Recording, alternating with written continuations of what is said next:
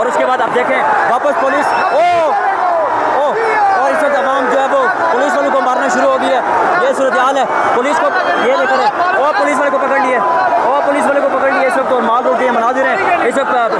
Punjab police, civil defence सारे आमने सामने आ गए। तहरीक इंसाफ के कारकुनान ने मारना शुरू कर दिया और वो भाग गए। और ये चक्कर है सिक्योरिटी माल रोड के मनाजिर, तहरीक इंसाफ के कारकुनान इस वक्त माल रोड को, इस वक्त आपके सामने माल रोड के मनाजिर।